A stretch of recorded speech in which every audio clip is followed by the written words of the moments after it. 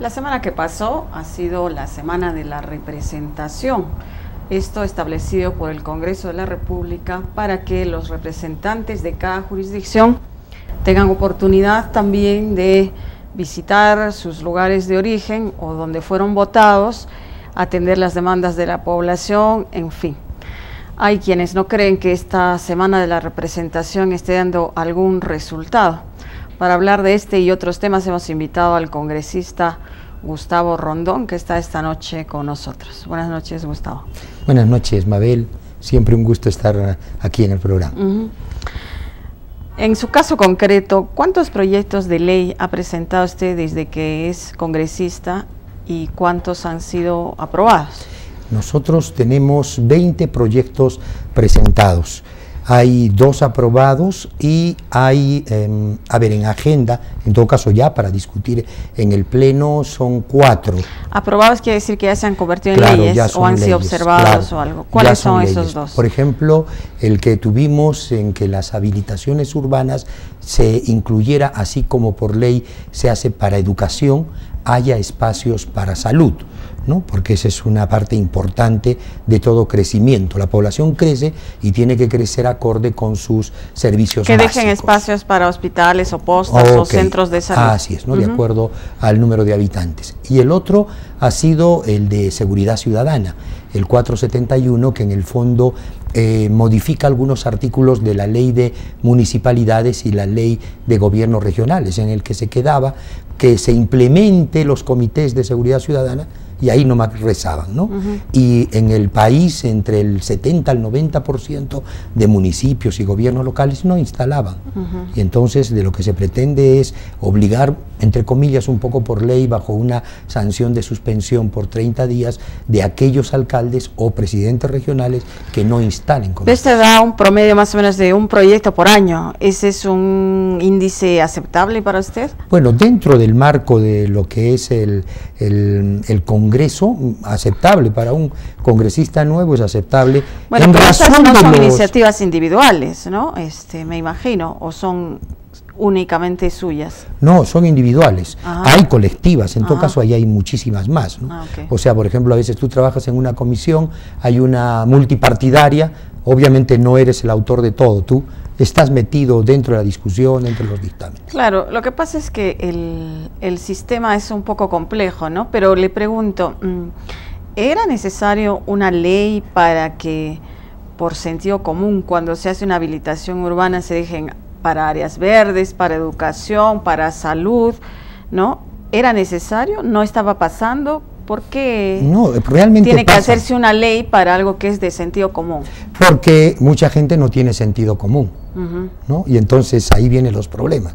El mundo no tendría leyes si todo fuera sentido común, ¿no? Y la verdad de cosas es que al país se le exige, de repente en tu aseveración anterior, un poco como que está implícita, será mucho la productividad, como que realmente no es tanto o no debe importar tanto el número de leyes, sino la calidad de las leyes. Y cuando me dices de un sentido común, es verdad. O sea, por ejemplo, si la gente, por ejemplo, en la segunda ley, ya está en la ley, o sea, ya dice, usted, alcaldesa de tal sitio, debe implementar su comité de seguridad ciudadana y debe monitorizarlo. Sin embargo, de hecho, están todas las ofertas electorales de los quienes postulan a un municipio. Claro. Y entonces hay que hacer una ley para recordarles eso. Imagínate, haces una ley para recordar que... Bueno, pero eso también implica esa profusión de normas que luego entran en contradicción con otras. No se ha podido realmente unificar muchas leyes y después se tienen que hacer revisiones extenuantes y inacabables sobre un tema. Hay un poco de desorden, ¿no? Lo veo en esos 2 proyectos suyos, por ejemplo. Hay una comisión que más bien está evaluando que sí, es verdad, en periodos pasados ha habido leyes que ni siquiera se han reglamentado y leyes que han nacido natimuertas, o sea, vale decir, ahí están las leyes y nunca se han aplicado. Entonces hay una comisión especial que va viendo estas leyes, o sea, como irlas depurando, ¿no? Y en el caso de las que yo he hecho y las que presentan otros congresistas, no, o sea, creo que son leyes, entre comillas, importantes porque en todo caso... O sea, ¿cree usted que el Parlamento está mejorando en esta gestión, por ejemplo, respecto a otros? A ver, de los últimos índices de aceptación hemos mejorado un poco, pero yo creo que al margen de ello, la idea es de que tú sí vayas camino a hacer mejores leyes, ¿no? Y indudablemente que esa es una exigencia. Que resuelvan los problemas esenciales de la sociedad, claro, o que impliquen reformas más profundas, ¿no? De eso se trataría. Yo creo que no deberíamos discriminar. Yo, a ver, una vez que uno ya está adentro, yo mismo he cambiado muchas percepciones del propio Congreso. O sea, por ejemplo, el que tú hagas una ley para que justamente se ejecuten estos comités de seguridad ciudadana. Se ejecute otra ley. Pero te ayuda, ¿no? ¿Por qué? Porque tú todos los días, y seguro que es comentario tuyo y de muchos colegas tuyos, de que la inseguridad nos gana, que la inseguridad, ¿qué hacen las autoridades por la inseguridad? ¿No? Y ahí te meten al congresista, claro, más, ¿no? Entonces, pero con leyes no obtenemos seguridad, ahora va a depender de cómo lo ejecuten, ¿no? Excelente, o sea, me das pie a decir también eso. La población se ha acostumbrado a querer resolver todo mediante leyes. Y los congresistas muchas veces estamos en esa presión. Y les dan gusto a veces. Bueno, pero algunas veces justificada, ¿no? Yo, por ejemplo, digo, muy bien, pues está bien, sentido común es que tú tengas áreas verdes. Sí, pues sentido común, pero para algunos no tienen ese sentido común. Bueno, vamos a ver a esta semana de la representación. Formalmente implica que hay un contacto con el ciudadano, se recogen inquietudes o se informa más cercanamente o se hace participar a la ciudadanía en determinadas cosas. Por ejemplo, ¿cuál es su evaluación de la última semana que acaba de culminar respecto a la labor de los congresistas? ¿Qué podríamos decir? Muy bien, eso sí, valía la pena el traslado, los días que no hacen legislatura y los gastos que seguramente eso implica. Creo que se ha ido un tanto enriqueciendo, ¿no? O sea, al menos yo sí termino súper cansado la semana, porque en el fondo sí tienes contacto con la población. Obviamente no estás en un medio, ¿no? Tú vas a un sitio, vas al otro y es tiempo, es esfuerzo. Pero, por ejemplo, en esta última semana, una cosa a rescatar, Mabel, es que ha venido, por ejemplo, la Comisión de Defensa. Creo que ellos han sesionado descentralizadamente, han venido a ver las bases de acá de La Joya, de Vito. Creo que me parece interesante, inclusive en sábado y domingo. ¿Por qué? ¿Qué de bueno va a traer eso? O sea, además de salir en las cámaras y de decir que están descentralizando, en fin. No creo ¿Cuál es la consecuencia directa de una cosa así? ¿Por qué no se puede hacer desde Lima? Porque justamente cometerías el error de hacer leyes en el escritorio. Y lo que tú tienes que hacer es palpar la realidad. Entonces tú vas al sitio y obviamente vas y trabajas el asunto. El día martes hemos tenido comisión de presupuesto, y la comisión de presupuesto, claro, los números los podrías hacer en el escritorio de Lima, con los cuadros estadísticos. De hecho, se aprueba casi todo lo que viene del MEF, ¿no? O sea, hay ahí un margen tan... Está bien, pero algo te ayuda... imperceptible para poder modificar, o sea, acá podría haber ido la gente, de hecho han ido muchos con demandas, pero eso no se va a incluir así, ¿no? Claro, pero por eso... Si lo vemos de un lado positivo... ¿Cuál sería el lado positivo? Que la comisión viene y te captura el sentir de la población. Por ejemplo, te dice Arequipa necesita la carretera Chuquibamba-Cotahuasi. Esa es una cuestión que no está en el presupuesto, pero es una necesidad sentida. Pero no va a entrar en este presupuesto. No creas, en los presupuestos adicionales tú puedes incluir. Si es pequeña la cantidad. Claro, o sea que yo creo que sí. Y es más bien, si tú pides de que la gente vaya de aquí a Lima, fomentamos centralismo, fomentamos que gasten el pasaje de aquí a allí, su alojamiento, con el riesgo de que ni siquiera los atienda, porque de repente no está el ministro, no está el viceministro, es que así no se hacen las cosas, no es del ciudadano a la comisión de presupuestos. Se supone que hay comités participativos a nivel distrital, provincial, regional, y así se va elaborando un presupuesto, pero también eso es letra muerta. ¿Eso es lo que está pasando? No, lo que pasa es que tú dijiste hace un momento que no era mejor que en vez de que venga la comisión vaya gente a Lima. Yo creo que no. No dije vaya gente a Lima, pero que digamos ahorren tiempo, porque a veces es demagógico este asunto de... Bueno, siempre hay esa percepción negativa, creo yo, pero en todo caso yo sí siento que, por ejemplo, se te viene la comisión de presupuesto aquí, ya, si por lo menos te sacan un proyecto sentido. ¿Y eso ha ocurrido en esta ocasión? Sí, yo considero que va a haber unos 2 o 3. Por ejemplo, hemos criticado un poco, entre comillas y entre nosotros, que es demagógico que venga un congresista, colega nuestro, de otro lado, y para las cámaras, obviamente. A inspeccionar los hospitales. Inspección. Ajá. ¿Qué solucionaste? Nada. Nada. Pero viene la comisión de presupuesto y te dice, no necesitamos esa demagogia. Lo que necesitamos es que sí se aumente en el presupuesto para salud, para educación. Entonces has ganado. Sensibilizas. En presupuesto, por ejemplo, hay muchos que son abogados, empresarios, economistas.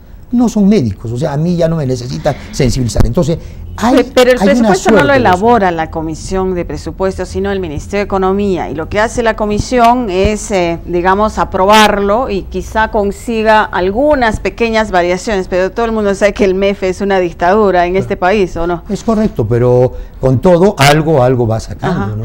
Va sacando. Bueno, en la bancada en general de Arequipa, en esta oportunidad, tiene una situación expectante, a diferencia de otras representaciones, ¿no? Tenemos al primer vicepresidente, al segundo vicepresidente, al presidente de la Comisión de Fiscalización, en su caso, y una congresista que es muy cercana al presidente Humala, y suponemos que por eso influyente, y eso se nota hasta en el mismo despacho que tiene en Lima, etcétera.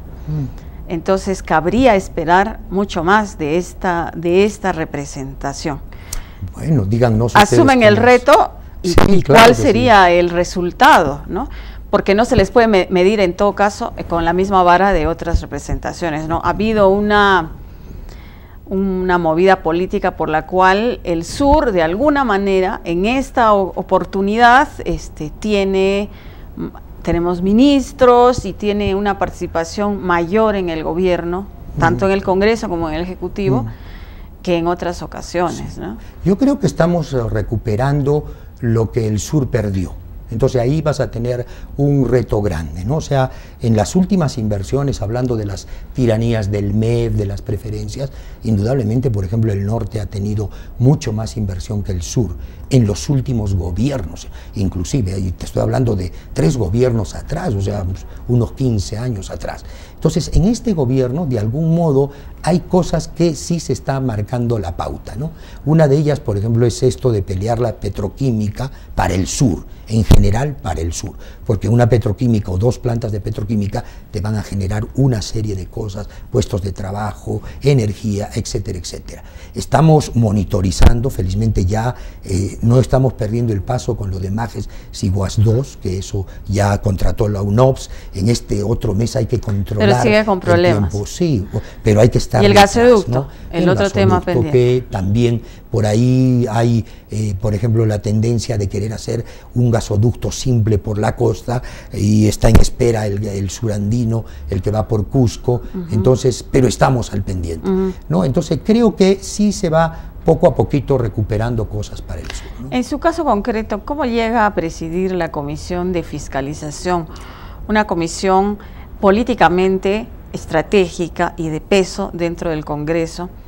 En su caso digo porque si bien será conocido aquí en Arequipa, a nivel nacional nadie lo conocía, y además integra una bancada menor, ¿no? De 8 representantes de un total de 130. ¿Cómo se da ese juego político en el que llega usted a ese cargo? Bueno, primero que nada es que normalmente las comisiones de fiscalización se tendía a que fueran de la oposición pura, ¿no? En este caso podría haber correspondido a Fuerza 2011, o sea, a los fujimoristas. Pero indudablemente los descalificó el hecho de que ellos, cuando fueron gobierno, más bien siendo oficialismo puro, tenían esta comisión, ¿no? Entonces no había correlación entre una cosa y la otra. Y dentro de lo que significaría las otras bancadas, especialmente la nuestra, que es solo de 8, indudablemente venimos a hacer una oposición, pero tal vez mucho más de gobernabilidad, ¿no? Se apoya lo que hay que apoyar y se contrarresta lo que no. Y dentro ya del grupo de solidaridad, y yo en todo caso déjame aprovechar la ocasión de agradecer la confianza unánime de la bancada, ¿no? Como bien dices tú, a mí en Lima probablemente no me conozcan o me estén empezando a conocer, sin embargo... Ahora sí se sale a cada rato en la prensa por los temas álgidos que tiene que tratar la Comisión de Fiscalización. Sí, y te diré que ¿Cuál es su evaluación de ese desempeño hasta el momento? A ver, ¿Cuáles casos constituyen los mayores retos para usted? Sí, primero que yo particularmente nunca pensé llegar a fiscalización, ¿no? Pero ya ahí está el encargo y hay que asumirlo con seriedad. Probablemente otra causa que fiscalización sea muy apetecible por las bancadas es porque es mediática, o sea, tú sin pedirlo, en el fondo todos los medios están ahí con sus reflectores, ¿verdad? Y yo de la evaluación que podría hacer es que casos emblemáticos, pongámosles entre comillas, están el de Alexis Humala, está el del presidente regional de Cajamarca, podría estar esto de salud, ¿no? Ya pasó el del banco de materiales y prácticamente vas teniendo uno o dos. Y el tema de la Contraloría, por ejemplo, que ¿no? para nivel local es una cosa que esperamos realmente resultados, ¿no? ¿Cómo va ese caso concreto? En la Contraloría de inmediato trajimos al Contralor. Sí. Él dijo que había hecho cambios, que había rotado gente. Nosotros todavía no nos hemos quedado tranquilos. Vale decir, se ha conformado un grupo de trabajo que va a seguir escudriñando, va a seguir analizando, porque podría no solamente ser... ¿Que va a emitir un informe en algún momento? Por supuesto, ¿Cuándo? ¿no? Yo calculo que será de acá unos 30 días más o menos. Ajá. Porque hay que no se enfríe la cosa, ¿no? Sí, porque... en ese caso, más bien en lo personal, Mabel, yo sí me considero, o sea, tengo muy metido de que si la justicia no es oportuna, ya no es justicia, ¿no? Ya o pasa no como caso, en el perfil claro. de médico. Si tú no atiendes rápido de urgencia a un paciente, se te va a morir, ¿no? Entonces, tengo por lo menos para mí mismo el reto de que estas cosas no se enfríen y que salgan a la luz la cosa que... Ahora, dependiendo de estos resultados, también lo van a tratar los medios, ¿no? Porque los medios, claro, sí, que están ahí por la importancia de los casos, pero sí. En algún momento, de hecho ya ha ocurrido, algunos lo han criticado por algunas actitudes suyas, como mandarle un mensaje de amor a Cecilia Tayit u otros, y hasta lo han, digamos, tildado como de un congresista pues poco serio, ¿no? Sí, o sea, yo más bien lamento de ¿Ha cambiado de actitud usted a raíz de eso? No, lo que yo lo que lamento es de que muchas veces, y da pena, ¿no?, en medios donde indudablemente, así como en Arequipa, hay gente de mucho nivel, pero que se queden en la expresión, ¿no? Además, decirle a alguien te amo no es una cosa como para... ¿Y por qué lo hizo? Porque está enamorado realmente de Cecilia Tayit. Tuvo un gesto muy bonito. Vale decir, en el Congreso a nosotros nos dan, ahora ya ha soltado un poco el tiempo el presidente actual Víctor Isla, pero con Daniela Bugatás solo teníamos 2 o 3 minutos para hablar. Era un nazi. No, 2 a 3 minutos y nada más. Entonces tú preparabas tu intervención y te quedabas pues en los 2 minutos y te cortan automáticamente el micro. Entonces yo estuve hablando y en medio de eso se me cortó el micro y la gente reclamaba y aplaudía de que terminara yo.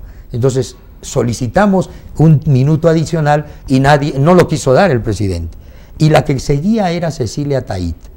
Y Cecilia Tayit tuvo un bonito gesto de desprendimiento y dijo, ya, yo le cedo mi minuto. Y lo enamoró. Y entonces yo dije espontáneamente, gracias Cecilia, te amo.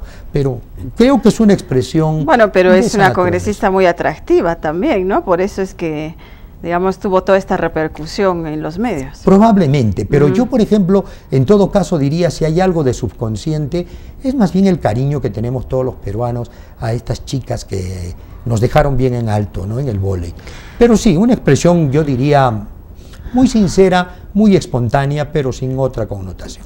Bueno, ahora está usted en un puesto expectante después de bastantes años de intentar en varias elecciones fallidas algún cargo. Ha postulado usted a la alcaldía, al gobierno regional y también al Congreso antes. Ahora que finalmente ha conseguido ganar una elección o un puesto en una elección, ¿diría usted que ese sueño ya ha sido cumplido? A ver, yo creo que son metas que uno se va planteando, ¿no? En todo caso es una meta que uno alcanzó y más bien lo importante es que a mí me ha costado llegar al Congreso y cada día trato de ser lo más serio, lo más coherente en mis actitudes, ¿no? O sea, a veces ni duermo por estar... Eso implica que usted va a seguir en política, ¿no? Es bien difícil decirte que de repente no, ¿no? O sea, ahí hay que estar, y hay que estar hasta cuando uno indudablemente pueda dar algo más por el país, ¿no? O sea, no tengo tal vez un ánimo muy personal. Lo de la política, por ejemplo, en mí salió justamente por lo mismo. O sea, yo siendo médico, siendo director de salud, siempre decía, se necesita decisión política para esto, para aquello. Y por ahí cruzó la propuesta política. Entonces, creo que sí. Entonces yo llego al Congreso y digo, sí, o sea, no hay que perder la ocasión de poder hacer cosas buenas. Es evidente que usted tiene muchas ganas y mucha energía para lo que está haciendo, pero ¿alguna autocrítica de este tiempo de desempeño suya? A ver, autocríticas, no sé, el Y no me diga que no ha sabido comunicar bien, porque eso es lo que dicen todos, ¿no? Que su mayor error es no haber comunicado sus logros. No, yo creo que sí estoy comunicando, es más, me estoy basando mucho en las redes sociales. Sí, sí, yo, por lo ejemplo, en redes Pero sociales, no nos vayamos de tema, la autocrítica.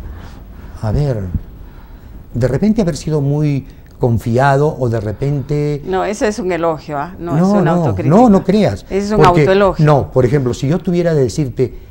¿Qué traspiés he podido tener yo en Lima de todo esto que conversábamos? En el fondo que me hayan querido tomar por una persona poco seria. Demasiado risueña, ya, digamos. Ok, o sea, porque no veo que a mí me hayan criticado porque soy un corrupto, porque tengo un antecedente de defraudación. Que mintió en su hoja de vida. Mentí en mi hoja de vida, o sea, no. El error que puedo yo decir ahora, y que me da pena, porque en el fondo... Nunca he tenido una intención. Y si analizas mis frases, que podrían ser, si quieres, un tanto llamativas, ¿no? Caramba, esto, en el fondo no tienen nada de una cuestión tonta, por llamarlo así. Pero entonces no está usted haciendo una verdadera autocrítica. Ah, eso. A ver, ¿qué más en autocrítica? Podría decir, tal vez en los proyectos, que es parte de ir conociendo, tal vez seguirlos más en las comisiones. O sea, cuando tú me decías al principio, ¿no es cierto? Doctor, ¿cuántos proyectos ha presentado? No, yo tengo 20, 2 salidos a luz, 4 que están en espera. Falta impulsarlos más. O sea, y es porque no conoces todo el panorama. Entonces, cuando tú haces un proyecto, tendrías que ir a la comisión, hablar con el secretario técnico. Hacer lobby. Hacer un poco el lobby bueno, como se diría, ¿no? Muy bien. Bueno, muchas gracias, congresista, por estar con nosotros. Bueno, entendemos que una entrevista periodística tiene que ser cuestionadora y nosotros esperamos a través de esto conseguir mejores performances de nuestros representantes también. No, gracias por estar con nosotros. No, yo te agradezco, Mabel, porque más bien justo, tú sabes, a los congresistas nos critican mucho y yo siempre que en la soledad de mi habitación a veces digo, claro, y es que la gente lo que quiere de nosotros como representantes suyos es que seamos mejores, ¿no? Probablemente somos el reflejo de la propia sociedad. Tienen que ser. Entonces, esa exigencia, obviamente que a veces hay exigencias crueles, ¿no? Malvadas, pero también hay de las exigencias, como bien tú dices, pero que nos invitan a que tenemos que seguir trabajando. O sea, el Perú creo que quiere mejores cosas, mejores congresistas. Somos humanos y hay que darle y darle y darle. Muy bien, muy bien. Gracias por estar con nosotros. Adiós. Hacemos una pausa, regresamos de inmediato. Esta imagen es la que recuerdan con tristeza y mala corazonada su pequeña hija y familiares, quienes buscan a la mujer de 27 años desde hace 6 meses, fecha en la que Mabel retornó a la zona para trabajar, supuestamente, como mesera del bar denominado La Curvita.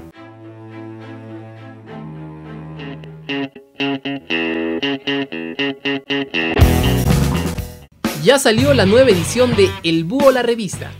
Lea la historia secreta de Helen Aizcorbe, sus antecedentes no santos y su relación con el vicecontralor. Fractura en Sedapar por planta la enlosada. Conozca la posición del director que observa deficiencias en convenio con Cerro Verde. Movadef y Conare al descubierto en Arequipa. Identifique a las cabezas de estas dos facciones. Vea las imágenes detrás de cámara de la nueva película arequipeña que reúne actores nacionales. Cómprela en kioscos y librerías. El Búho. Lea de verdad.